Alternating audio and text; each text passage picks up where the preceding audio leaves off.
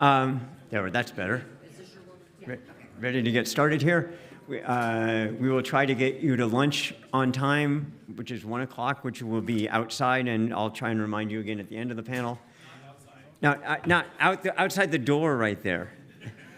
Not outside. But so we have this is the panel on the BEAD program. The goals of the Universal Service in general are get people connected and get them using service. We've had universal service programs in telephony for a long time.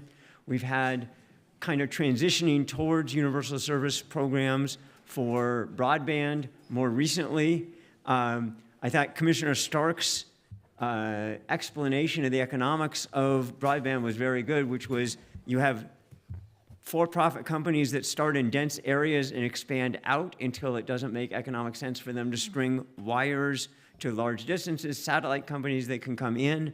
And that was the problem for universal service has been that not everybody is profitable to serve or to make it available to serve because of density. And the idea behind the BEAD program and other universal service programs is to provide the subsidies to the companies or to people, economists would give it to people, to make it a viable service to provide for certain people to get access and to be able to actually adopt. So I'm not going to be very long. We want to try and be efficient in this time. What we decided was that, first of all, I'm going to follow David Gross's model of not giving long introductions at all, but we kind of came up with a system of doing this, which is Evelyn Remley from Wilkinson Barker will give sort of a background setup on the BEAD program. David Don from Comcast will talk about some goals of universal service and some other points. Mark Jameson will play the role of the economist and talk about trade-offs. Evan Feynman from NTIA will talk about the view from NTIA, and then Brandy Ryder from the state of Colorado will talk about what you actually have to do at a state to get this done. So, Evelyn, why don't you go ahead and get started? Great, wonderful. Thank you so much, Greg, and thank you to TPI for having us all in this beautiful location. Good to see all of you. Okay, so jumping in, and we are going to try to be efficient. As Greg said, I'm going to give some background on the program. I was actually leading NTIA over the year that we were planning, working with Congress and the administration on building the Infrastructure and Jobs Act. And so I'm going to give a little insight into the thinking that went into that prior to Alan, who you all met earlier this week, coming on board to lead implementation. So where were we? We knew that we had to, if we were really focused on getting broadband out to all Americans, we knew it was an imperative. We knew it before the pandemic, but the pandemic obviously put the finest point on that possible, that we had to get this done.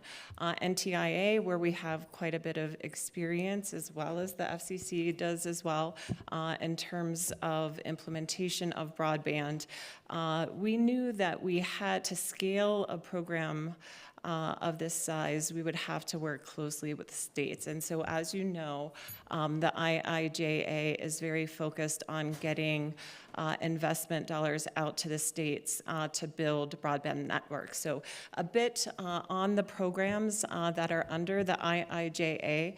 There are actually 4 distinct programs. The BEAD that Greg talked about is the largest that came to NTIA, about $42.5 billion.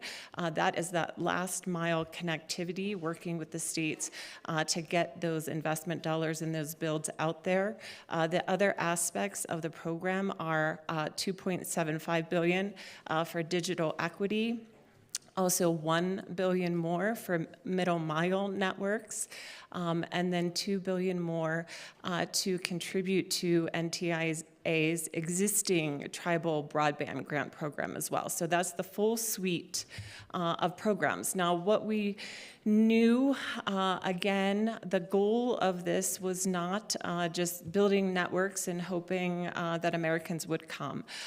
It was about getting Americans to meaningful use of the technology, of the connectivity, wanting to make sure that they could actually use this technology to contribute, to participate in the digital economy, the society that we're building online. And so really what we have been focused on communicating to the states is to be thinking about these pools of funding holistically as you're thinking about how you do that last mile connectivity program to reach the unserved and the underserved in your state. You should also be thinking through how the digital equity dollars can contribute to getting them skills, devices, again, so they can actually participate in the digital society going forward. So a few things in terms of what we knew about the program as well. We knew that states, to stretch these dollars, $48 billion coming to NTIA for the program, that we were going to have to stretch to reach all unserved and underserved across the country. And so what does that mean? That states would have to be looking at building on existing infrastructure in their state to stretch these dollars. What they would also have to do would be to look across funding sources. NTIA is not the only broadband funder at this time. There's Treasury money, there are state dollars out there. So as you'll see in the notice of funding opportunity for the BEAD program in particular, states are asked to look very closely at how they're connecting the dots on all the funding sources, again, to get to that 100%. In addition, we knew that local engagement was going to be critical. Commissioner Starks just talked about what adoption looks like today. Having that communication with local communities to understand what they're willing to adopt, what they're comfortable with. Adoption, again, is a critical part of this program. It's not about building networks and not having Americans use it. So communicating with the local communities, having them engage in this process was key. Many factors that states have to keep in mind as they're moving into a planning stage for these BEAD dollars, which is happening right now. Their applications for planning dollars were actually due to NTIA this week. A few things that I want to touch on before turning it over to my colleagues in terms of what states should be thinking about as well at this time. Sustainability is key. We need to build networks that are going to sustain and keep Americans connected over time. This is not a short-term program. It's a once-in-a-generation investment. And so understanding business cases, where CapEx and OpEx is going to come from in the long term for these builds is critical as states are building their competitive processes here. In addition, making sure that NTIA has developed a very elegant notice of funding opportunity. They've tried to cover a lot of goals and policy objectives in that document. Fiber is a preference, but states getting to that 100%, they do have to be thinking about making sure that they're bringing in the competition to the process. They want to make sure that they're not inadvertently stopping the whole suite of technologies and providers from competing in that program. So that's something they should keep in mind as they're building their competitive process.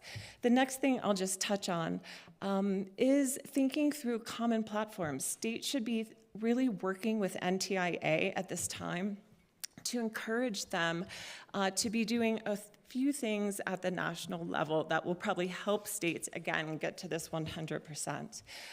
That's things like helping states with cost modeling. Again, to get to that goal of 100%, states are going to have to think through how many dollars they have from the allocations and how they can use those those dollars and technologies in the best way to reach everyone. If NTIA is able to help the states look at that broader picture in terms of cost modeling, that is going to help all the states. It's also going to help states who are struggling in terms of their ability to respond to the maps that FCC will be publishing soon. So having NTIA assist all the states in terms of mapping, cost modeling is going to be really critical. Also on the evaluation front, I think NTIA really helping states at a national level so that they can keep the projects on track is critical. And then also building momentum around these projects. Again, we've talked about how important actual adoption is, not just the build. We really have to build momentum in the communities, keep the citizens engaged in terms of what's coming for them that they can take advantage of. And so NTIA can help on platforms for that nationally as well. And with that, I will hand it over to David for his thoughts. Great, thank you, Evan. And Greg and Scott, thanks for having me. Wanted to maybe pivot the discussion just a little bit and think about what is the problem we're trying to solve with this BEAD funding, as well as, by the way, probably another $30 billion of ARPA funds that the states are already administering. So we're talking about $70 or $80 billion, excuse me. We heard yesterday a speaker talk about maybe we should be using this money to fund middle mile and wireless data centers and other kinds of infrastructure. But in reality, what is the problem we're trying to address? What is the lesson of COVID? And the lesson of COVID, to my mind, is pretty clear. That we need to make sure everyone is connected to the internet. That is the lesson. And it turns out, how big is that problem, right? And when you look, that problem is really a 20% problem, not an 80% problem. And we have to understand that. Broadband actually is a success story for COVID. Broadband is what got us through the pandemic. Whatever schooling from home we did, whatever work from home we did, telehealth, entertainment, commerce, was because of the broadband networks we have in this country. So the failure that we're trying to address, the problem we're trying to address, is not broadband, but who doesn't have broadband and how do we get them connected? So let's look at some data on broadband. First of all, just share some Comcast data here during COVID. We saw a 40% increase in traffic in the first few months. We pulled forward 2 years of CapEx spending on broadband during the first 4 months of the pandemic to deal with a 40% growth. What you see is both upstream and downstream. Upstream traffic is up about 60%, downstream traffic up about 40%. But if you go over to the right-hand northeast corner here, what you see is that even today, usage of broadband is highly asymmetrical. So I want to bring facts to this discussion because we're talking about technologies and what is it we should be funding to get everyone connected. So pre-pandemic, broadband was largely asymmetrical, about 14-1. And after the pandemic, broadband usage is also still, or during the pandemic and after it, largely asymmetrical at roughly 14-1 downstream versus upstream. In fact, what we were doing before COVID was mostly streaming video, and what we're using the internet for today is still mostly streaming video, whether it's cat videos, Netflix, Peacock, Amazon Prime. So we talk a lot about telehealth, and we talk about work from home and school from home, and these are all critical, and it's why every policy person in this room knows it's important to get everyone connected. But in reality, we still know most of the usage is for video streaming. What is up 200% is video conferencing and VoIP, as we know, but it still only makes up 3 or 4% of broadband usage. And so broadband, it turns out most consumers are happy with the broadband they have. You see some studies I have here. 85% rate their broadband positively. We see that it worked during COVID for the vast majority of people. And we have to remember that because we go to these panels and we all agree broadband's important. That's not even debatable. COVID made that clear to whoever were the last 5 people who didn't believe that. But in reality, when we're talking about spending this, what I consider, Evelyn, more like $80 billion, 70 to 80, when you add the ARPA money, we got to know the problem. And the problem is not broadband in America. Let me be clear, even though it's part of an infrastructure bill, broadband is not crumbling like our roads and bridges, right? Broadband is a success story. Let's talk about broadband pricing for a minute. We heard that in Canada, apparently, they're not seeing the same success on pricing that we have here in the US. So during COVID, let's look at broadband pricing on the top left corner here. Broadband, if you look at the rate of inflation from 2019 through halfway through 2022, we're at almost 9% inflation. That is not news to anyone in this room. But what you're not hearing very much about is that broadband inflation, the rate of increase in broadband is roughly 2%. And just to be clear, this is BLS data, not Comcast data. So we're using public, the gold standard of data sources. And when you look over to the right-hand corner, let's compare it to some other industries just over the last year. Broadband is up 1.7%. Electricity is up 15%. Right? Gas up 45%. Even food we see is up over 10%. Right? So this is another part of the success story of broadband. While prices are going up in our site, and we're talking about the adoption challenges, of which price is a component, we see that efforts are made to keep broadband prices down. And let's compare it to those who want to have it regulated like a utility. Let's look at the bottom right-hand corner. The monthly average cost, I can't see my own chart down there, is half as much as electricity and about 2/3 the price of water in this country. And I wanted to add the last chart, because these trends are not just during COVID, but if you go back about 10, 11 years, what you see is broadband prices, real broadband prices are barely up, and when you adjust them for inflation, they're actually down, I think, about 17, 18%, with inflation up about 21% over the last 10 years. And again, this is BLS data. So we talk about adoption, we talk about, but broadband is largely a success story. But we know there's a problem. And I'm not saying there isn't a problem. There is a problem, and this is the problem. And we should focus on this when we talk about how we're going to spend our money. And the problem is twofold, when we all know it, right?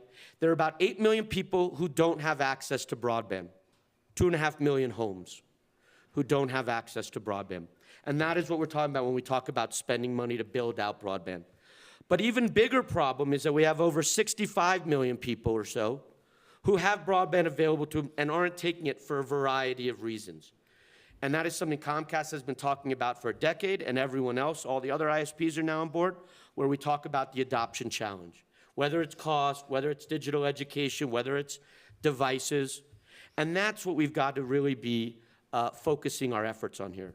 So there are a lot of ideas about how to spend money, whether it's overbuilding, subsidies, middle mile, but really the problem we're dealing with is a narrower problem than US broadband isn't delivering, because it is delivering for about 80% of Americans. Using this Pew data, 77% of Americans have broadband connections at home. So we're really talking about a 20% problem. And it's important that we get that, so that we make sure we spend the money right and correctly. Because if we get through this 5 years from now, and we spend roughly $80 billion, and not everyone is connected, well, then that's the failure. And that's a shame on us, and on the state broadband offices, and on NTIA, and everybody else who has a hand in this, because that is the challenge. And a lot of these other ideas we hear are distractions from the real goals. Mark? Okay. All right, well, thank you very much. My gratitude to TPI and for inviting me, and to my fellow panelists. It's an honor to be here. What I'd like for states to keep in mind is that we've been down this road before. We've had several efforts over fairly long periods of time trying to do what we can to expand the amount of broadband. And the instruments we see showing up in the legislation and also popping up then in NTIA's notice of funding opportunity, the NOFO, are things we've tried before, and oftentimes they don't go well. And by my estimates, we could find ourselves in a situation for every $3 we spend on, quote, broadband, we'll get about $1 worth of broadband. It's in the state's hands to fix that. I think states can. We can certainly get a better situation. It'll primarily be states, I think, working together, developing coalitions together to say, here's how we're going to interpret and implement the requirements, and we're going to do it in a very transparent manner so that our voters in our states when we can confront them and talk with them about what we've been doing, we can show them that when we spent $3 on broadband, we got $3 worth of broadband for them. So let me talk about some of the features that we know from our experience and our research over the years. I'm an academic, so I always look to the research papers. We know have cost us money. One is having a program that tries to satisfy multiple agendas, which is openly true for this particular act and what NTIA is trying to do. There are a lot of them in there. I'm going to zero in on just two. One is the emphasis on trying to help municipalities get into the broadband business and help startups get into the broadband business. We know from our research that about those types of entities, their costs are about 5% higher than established broadband providers. So we're going to get less broadband just because the costs are higher. And their failure rates for private entities is about 90%. For the government entities, about 95%. So the failure rates are going to be a lot higher too. My estimate, that costs us about $4 billion total, depending upon how widespread that is done. There are other things that are done to deliberately increase costs, like paying above market rates for wages, having a preference for fiber that the state kind of has to push its way through to get a better technical solution, both in terms of value for customers and in terms of cost. As we heard in the previous panel, that we know that low-income households, and we've known this for well over a decade in research that we've done, that they prefer mobility. Fiber isn't their answer. It doesn't fit them. And so by a fiber preference, we start cutting off, making things harder for them, and we start cutting off opportunities for 5G enterprise solutions, et cetera. My estimate, that costs us about $2 billion, that type of provision. There's also an emphasis on affordability. I think that's primarily going to be kind of process intensive. We know from experience that we know what affordable prices look like. We don't have to go through a lot of extra effort on that. Our general problem there is targeting. In the past, we've had a lot of efforts to try and keep prices affordable, and we've had people who would already buy the service, even at a higher price, get the discount. It just turns out that on a market basis, that people aren't real sensitive to the prices of broadband, that they'll buy it anyway. That probably is about a $500 million cost, depending upon how we would do that. The real big item is actually the process used for deciding how the money is used. And we know from experience that if we use beauty contest processes, which are envisioned and allowed within the legislation, that's reflected also in what NTIA is doing, we know that if we use those versus using good solid price competition, being very clear, just like any normal business would be, it's very clear, we want this built. Here's what we are after. We want these kinds of capabilities. We want this to happen. Now give me your best price for it. As opposed to saying, I've got $3 billion to spend. I want broadband in these areas. Tell me what you would do. Just in the economics jargon, the information rents, the information asymmetries are huge in this amount. So the best study I've seen tells us that we get about twice as much broadband per dollar if we use a price competition approach as opposed to a beauty competition approach. I think that's fairly easy for the states to solve, because we're allowed to do that within the laws and the rules. But we just need to move down that direction, and I think working together is going to be important, because as we've heard, businesses in the broadband business don't think state by state. They think in markets more broadly nationwide, and so I think it's really important for the states to work together in that regard. The last thing I'll mention is the politics of this. There's a lot in the legislation, a lot in the discussions that I've heard so far that are fairly subjective judgments in deciding who's going to do what. There's a lot of vagueness. Each of those is an opportunity for a political lever to be pulled.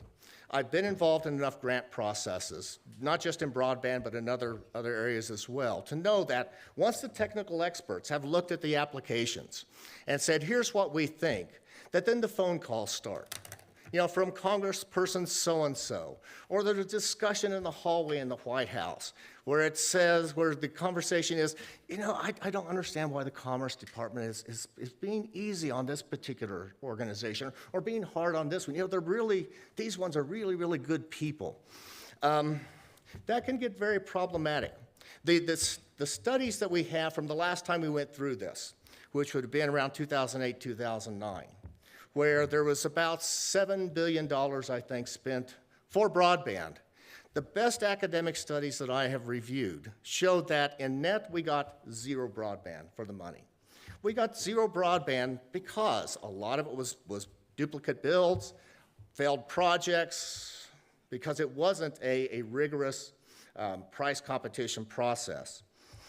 And not only were those studies there, if you look at the legislation at the time, the legislation said that the priorities for that $7 billion, about a sixth of the money that we're talking about, at least in the infrastructure bill as I read it, it said that the priorities are rural areas, the priorities are for low-income areas, and the priorities are for minorities.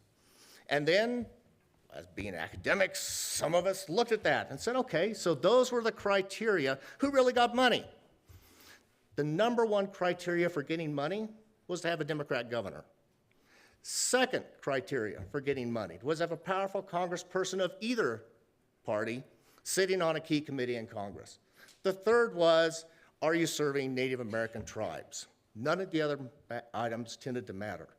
We can do a lot better than that, and I think it's really in the hands of the states now to say, okay, we see what all these criteria are, we're going to work together, we're going to develop a really transparent process so that our citizens know when we've spent $3 on broadband, they get $3 of value. And I think that they can do that. Great, thanks. We're going to skip to Evan and then come back. I think it was the plan. Yeah, I guess we should have switched seats, but so thank you very much for having me. In particular, thank you, Evelyn, for describing the NOFO as elegant. That is the first I've heard that appellation, and it's, you know, I commend it to everyone. Keep it by your bedside.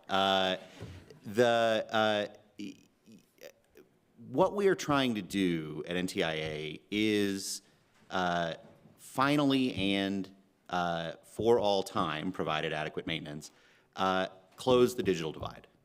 This is not a program whereby we are going to chip away at this problem. This is not a program whereby we are going to take significant steps toward finishing the job. Every single American will have a high-speed internet connection at the time when the BEAD program concludes. Period, full stop. Every state is going to send us a plan. If that plan does not accomplish universal coverage, the plan will be sent back to the state and they will try again. We are going to get everybody online. It's going to look different for different folks, right? So if you're in, I was just recently in Central Alaska. Well, gosh, right? I mean, there are going to be some challenges there and we're going to need to get creative, but we are going to find a way to get the Tanana Tribal Village online, and we are going to find a way to get you know, the greater Denver suburbs or exurbs that are not yet connected online. To respond to a couple of the comments that have already been made, you know, one, I want to be clear that this will be a data-driven program. The number one criteria by which subgrantees are selected is cost to the taxpayers.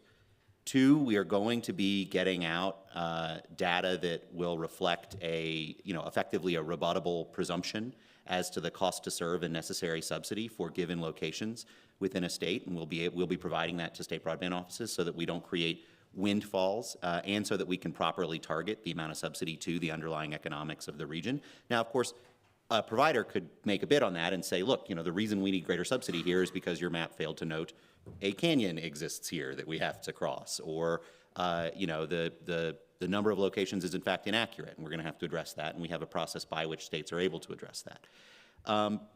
I also want to be clear in terms of the labor and wage requirements. At no point in the NOFO is there a requirement as to what any contractor or subcontractor must be paid.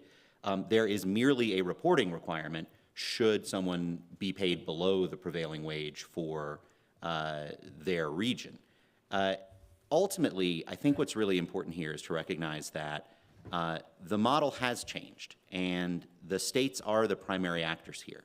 And the way that the states are going to be able to efficiently and effectively implement this program is by recognizing that they are going to need to get into partnership with the industry and with their local and tribal leaders. That's the most important single implementation effort that can be made here.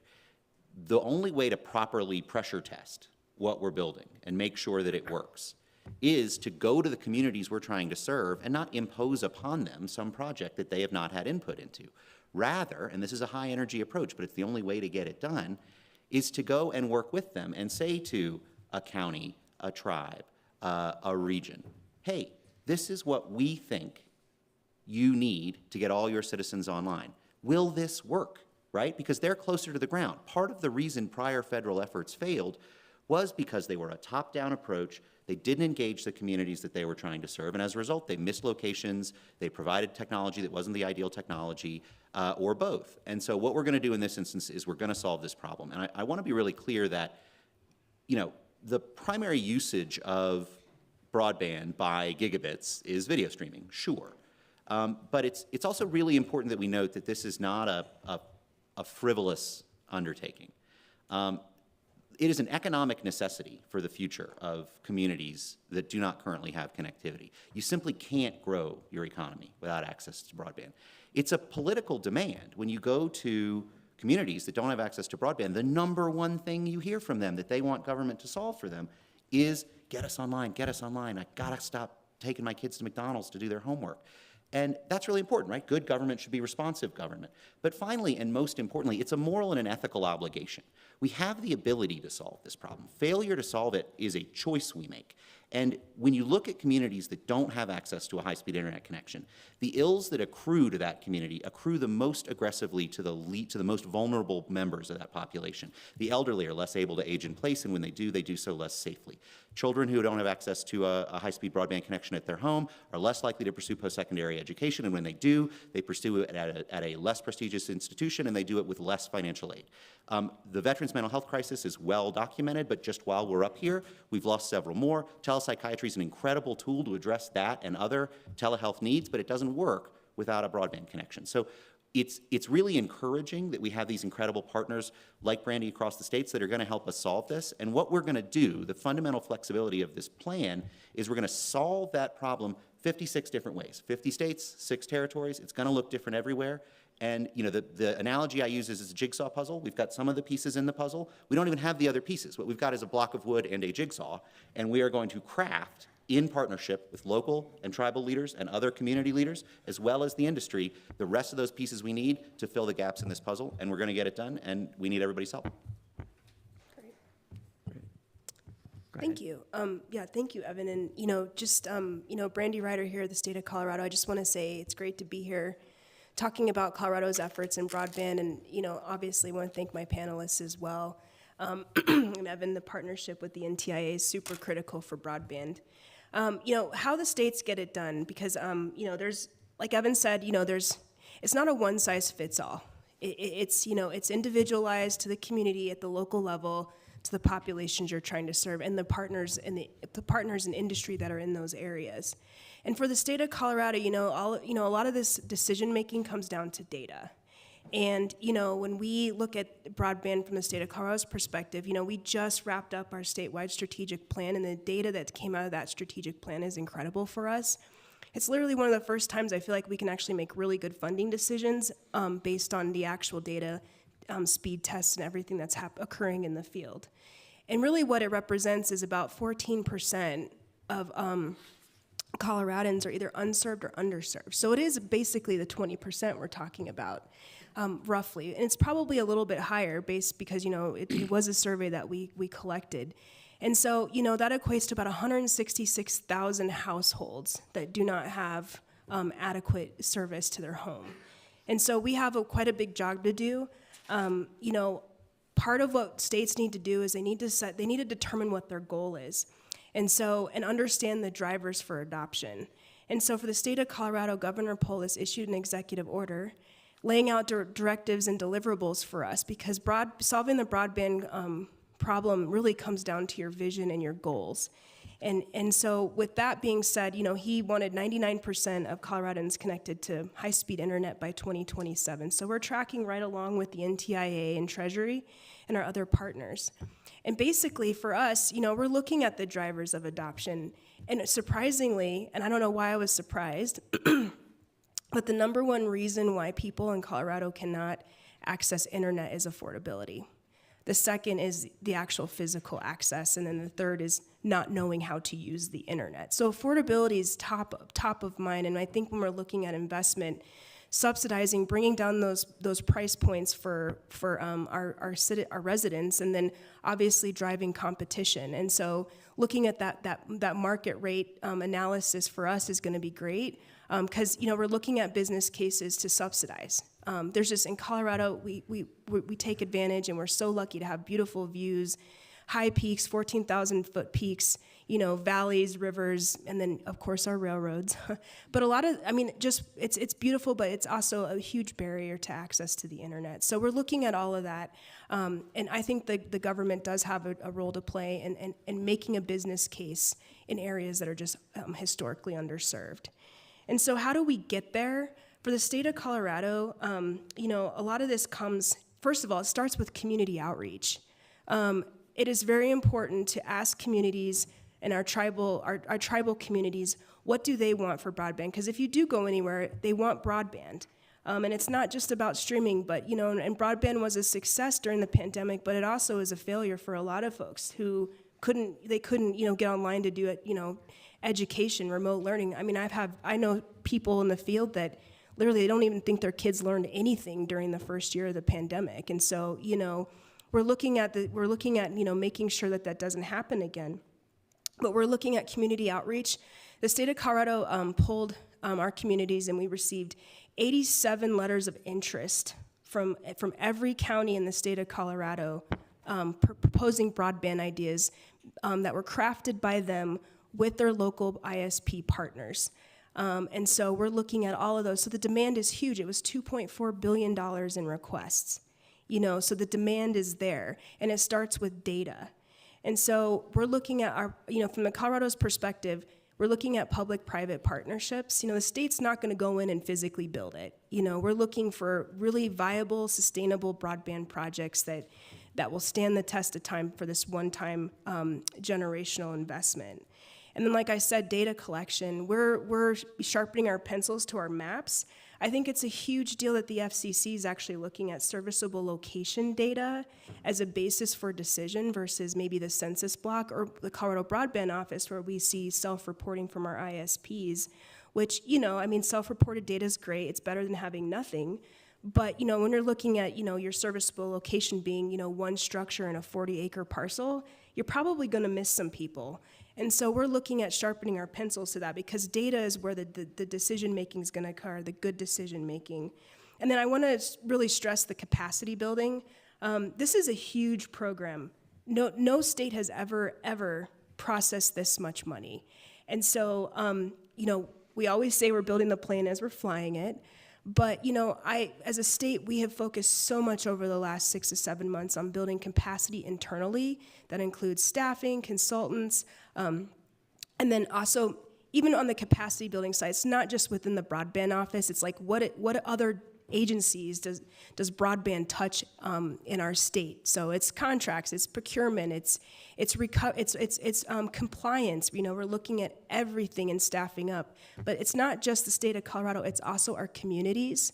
The state of Colorado is setting aside some of our BEAD planning money to provide resources to communities that cannot afford to do the planning, the due diligence that they need to be successful in their applications. And those are the communities that are underserved or unserved. And so, it's very important that we're targeting those communities, but we're also providing them support. The state of Colorado is also providing grant writers to these communities to help them, as well as what it looks like on the reporting side for the next 5 years. And so those are all things that we're doing as a state. I think, when we look at our priorities as a state of Colorado, it's infrastructure, it's affordability, it's access, and also digital equity, digital literacy, because it doesn't make any difference whether you spend $1 billion or $100 billion. If people don't know how to access the internet, they're at a disadvantage and they can't leverage it. So those are some of the things that states like Colorado are doing to support the effort. And I have to say, it's an incredible opportunity, and we're looking for partnerships from our private industry partners to help us build this. Because I always tell everybody when I'm out in public, it's going to take all of us to do this, and we're going to learn a lot along the way. But I do know that we're not going to repeat some of the same mistakes, especially now that the states and local governments are engaged at a really high level. So that's what the state's doing. Great, thank you all. I think one of the things, I think we all agree that the goal is connecting people and figuring it out. But one of the things that as an economist, I like to think about, what are the trade-offs, and how much more should we pay for fiber versus fixed wireless broadband? And I'd love in some sense, how should we think about should the government pay 3 times as much for fiber, 5 times as much for fiber? How can we think about what the right answer is for that, for serving unserved areas, as to how much we should pay? And what justification would there be for having one state say it's 3 times as much and one state say it's 6 times as much? So I'm wondering if you guys could address this a little bit, thinking about what the trade-offs are for this. Well, NTIA made a decision that we're going to have a preference for fiber. There are a lot of reasons for that. Folks can disagree with us, happy to debate, right? That's what we've been doing in the halls the whole time here. That's healthy, right? And good, and we received plenty of comment. To be clear, again, the number one goal, the mandatory aspect of a state's plan is universal coverage. And so fiber will go out as far as fiber can go, given the budget that a state has, and then they will use other connectivity methods that are lower cost to reach the rest of their citizens if that's necessary, if they can't get fiber to all the unserved and underserved locations. So we're not going to just, as I said at the beginning, right, we're not going to just build fiber out and say, oh, this is as far as we got, we're done, right? We're going to get everybody online. And in our judgment, informed by a lot of data, research, expert opinion, fiber is the most future-proof is a term that makes us all look dumb given enough time. But it is the most future-proof technology that we have. It's reliable, and it will continue to provide very high-quality connectivity over the life of those assets. I can comment on it a little bit as well. I think one of the things that we find to be true in any kind of business context is the people on the ground tend to know more about it than people up the food chain of what needs to be done. And I tend to look to the customers to tell us what they really want. And not so much by the opinions they express, because an opinion is something that's more off the top of the head, but what they really do in terms of their behaviors. But then the people who are deploying the networks say, okay, I've got customers who respond to this. What's the best way for me to do that? And I would just prefer more flexibility. I think we'll get a better economic answer in terms of just costs, and certainly in terms of the types of values that customers get from it. And just one thing on Evan's comments earlier, I think Evan's completely sincere. I don't know him, but I knew his predecessors. I hope I am, yeah. Yeah. Larry Strickling, who was head of NTIA under the previous program, Jonathan Adelstein, who was head over what was going on in the Department of Agriculture.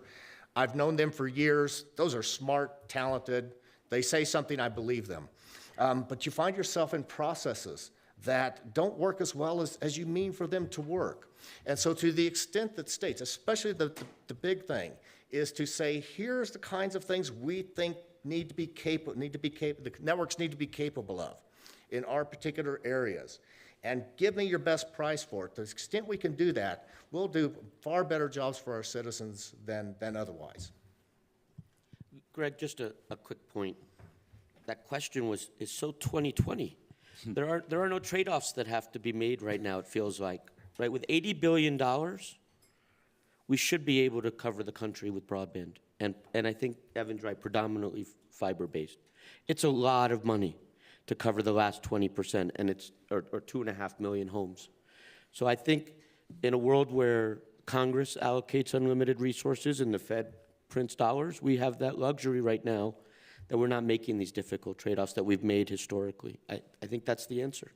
I just did a back of the envelope after you were talking and mentioned 2.5 million homes. And that's $30,000 per household.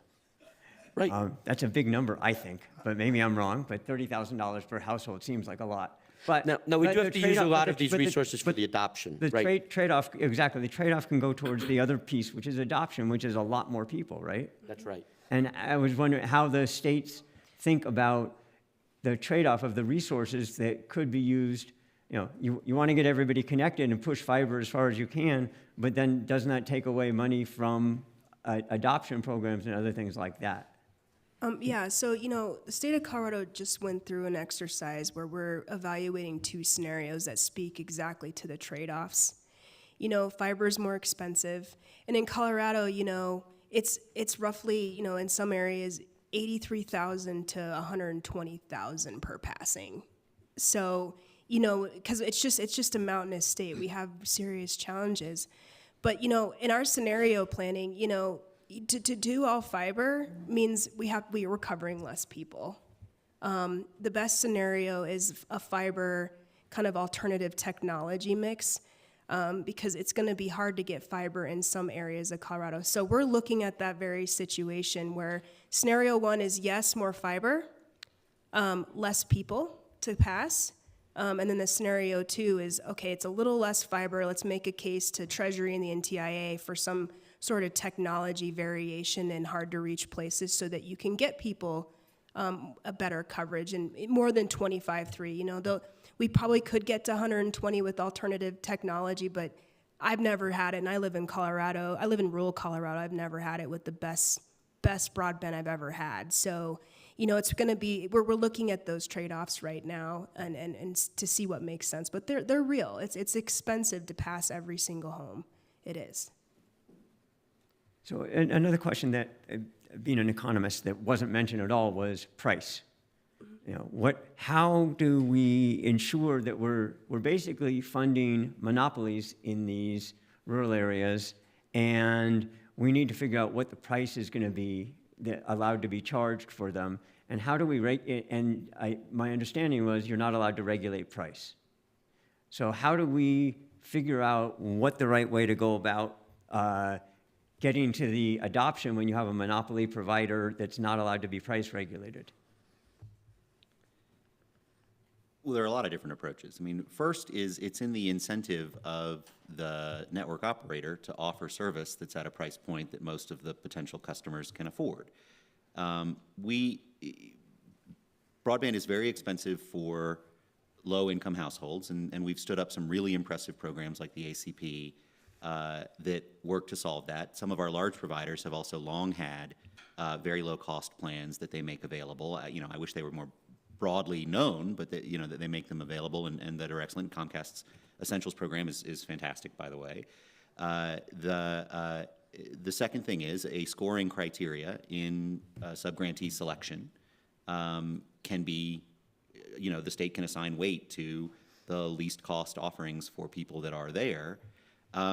Third, longer term, what we're going to need to do is look at how in the new post-BEAD universe, so I'm looking down the road a little bit, we address our, how we target the various streams of subsidy and universal service funding that go into the telecommunications network. Those are, every policy decision gets creaky with time, right? And so a fresh look at that, once there is infrastructure adequate to serve everybody, I think will help the underlying economics there as well.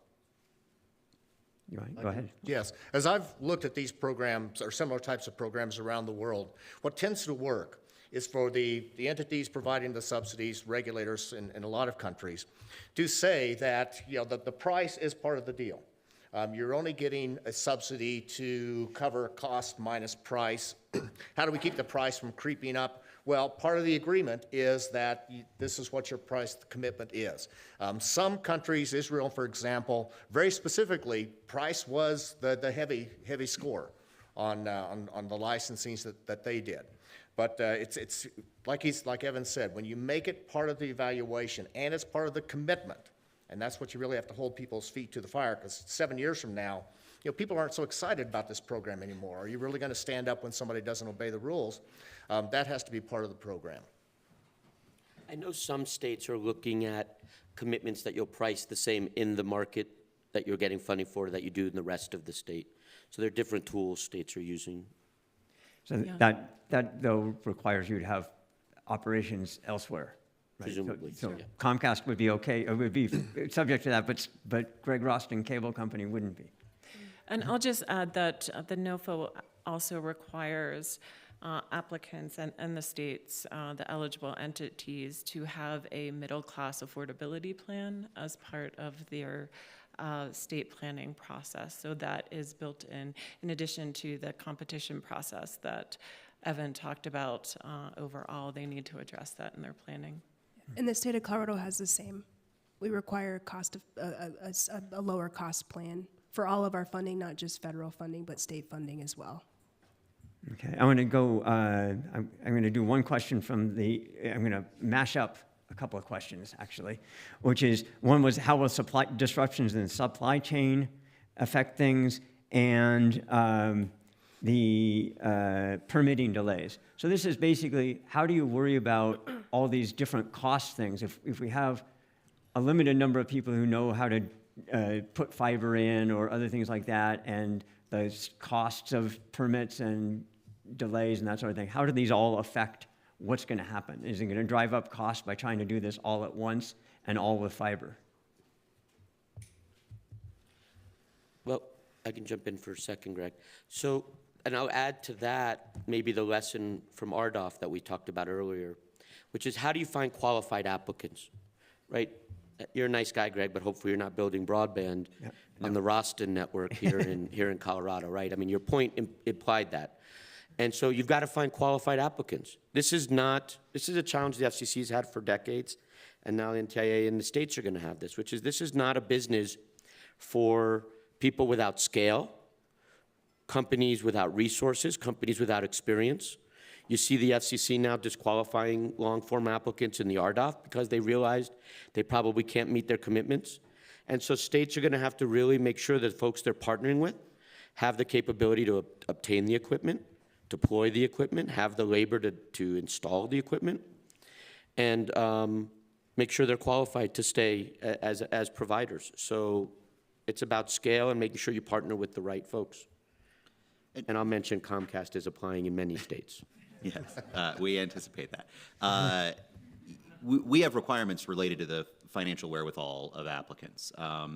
We do not, in the NOFO, encourage new market entrants or municipal entrants. We merely decline to discriminate against them. It is a level playing field for applicants. And you know, we ourselves, and then we will encourage our partners in the state broadband offices to look hard at whether or not we have confidence that a given applicant will be able to meet their commitments, and they should structure their subgrantee agreements such that they can enforce those commitments or retrieve funds that you know might not have been properly used. You know, that's not that unusual in grant making at the state level. It's new in the broadband context for a lot of states, but states have been engaged in performance-based grant making, particularly in the economic development space, for a long time. And different states do better and worse jobs, but you know, there are best practices in that space that can allow the taxpayers to be pretty confident that they're going to get what they contracted for. And if I could just add to what Evan was saying, and just stepping into the public-private partnership space, which is done a lot around the world, what we're finding is that trying to get money back is pretty tough. So we don't deliver the money until the product's delivered. And so you decide what your deliverable is, and you put it down the road quite a ways, and you don't deliver the funding until then. Most broadband providers can get funding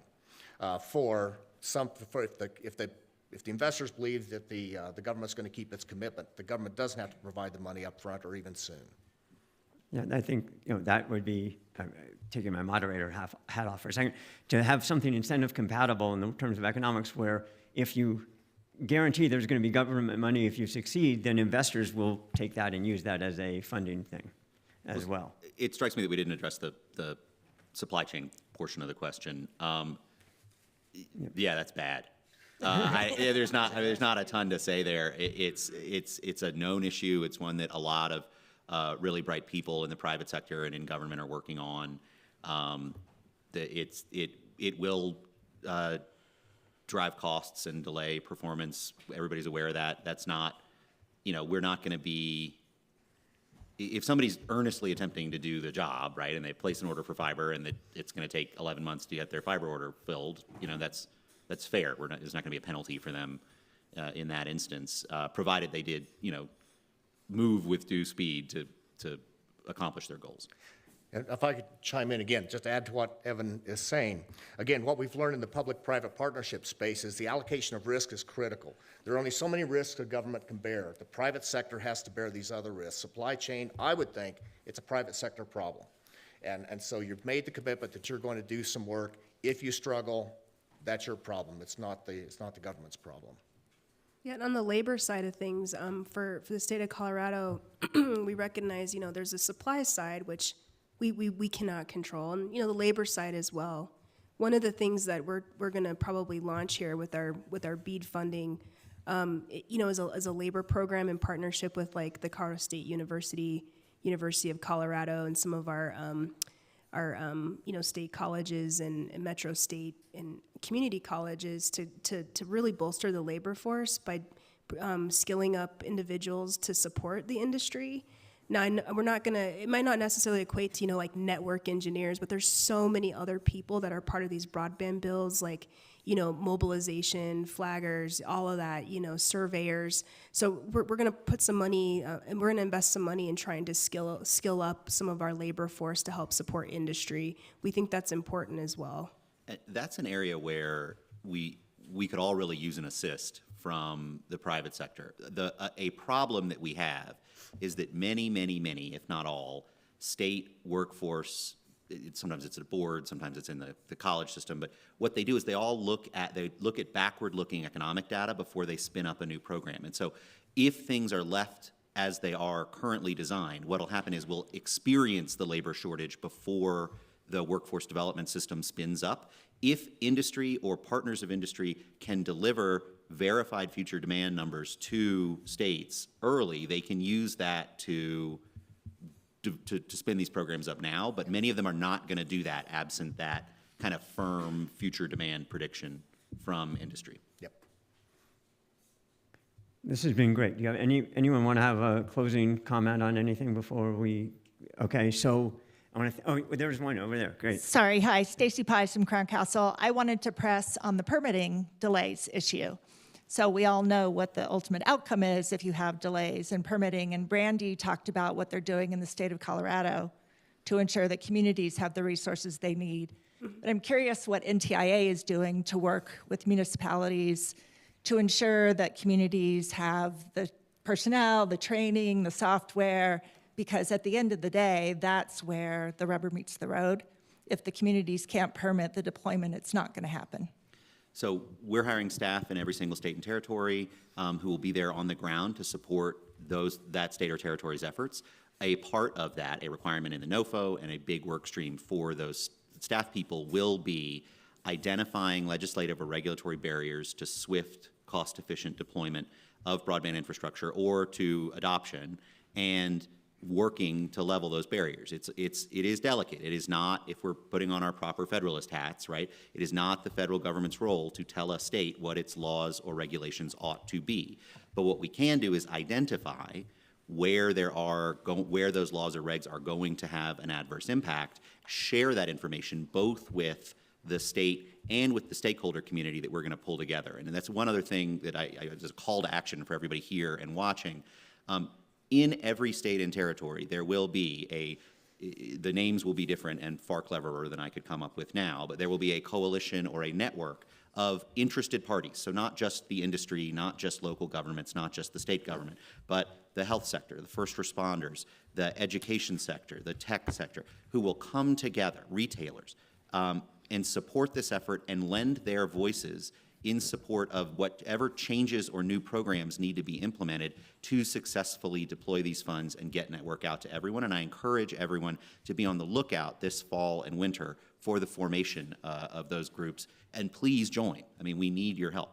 And I'll just pounce on that real quick. So one of the things, because in the field when we're out and about, we hear from industry all the time that it's the permitting process. And to Evan's point, the state of Colorado can't go in and tell local government, hey, speed your process up by 60 days. So one of the things we recognize is like, okay, instead of, you can't do a top-down approach, but how do you work with community to work on these issues? One of the things that we're going to do in the beginning of 2023 is we're going to launch a broadband ready certification program for the state of Colorado. And what that looks like, and I took it from another state, and thankfully all the states are really generous with their information, but this is specifically for permitting in their regulatory environment and providing them templates and examples for how to adopt these processes that are going to make it it's going to make it much easier for them and the industry. I worked in local government. I was a city manager before I took this job, and yeah, the permitting process, and I might have been a culprit, I'll just say. But I do recognize that it's important to speed these processes up, and a lot of communities just don't have the wherewithal to do it. So we're going to create this program in 2023 ahead of all this funding and the execution of it, where if you become a certified broadband-ready community, you will get extra points in your grant application. So we'll bump you up the list because we want to fund those communities that are ready to do this, that have put the time in to figure out what they need to do internally to make these projects happen. And this is a place where this new model and what Brandy's describing is going to solve a lot of those ills. So in the past, when Comcast would get a grant from the federal government, they would show up in a community and say, hey, we're going to build X. We would like permits to do that.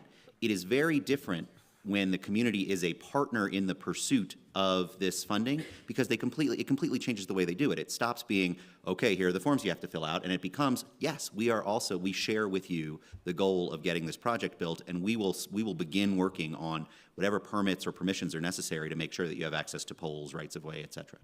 Yeah, this is an important process. If you look at what the World Bank did in its doing business program, that got politically sensitive. It was really tough for them to continue, but also the Getting Electricity program, just that benchmarking. I worked with a lot of these countries, and once we produced, or somebody produced the data that said, you're way out here and the good people are over here, they started moving. That makes a huge difference. Our research in Florida found that most of the permitting was just some either lazy or bad actors, and so we suggested some sort of league table to help out with that.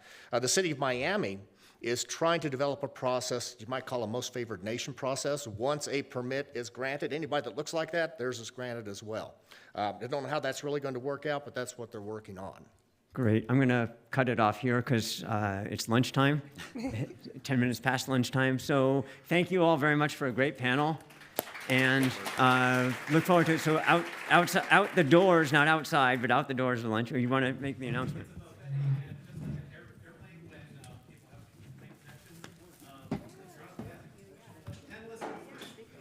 Thanks a lot.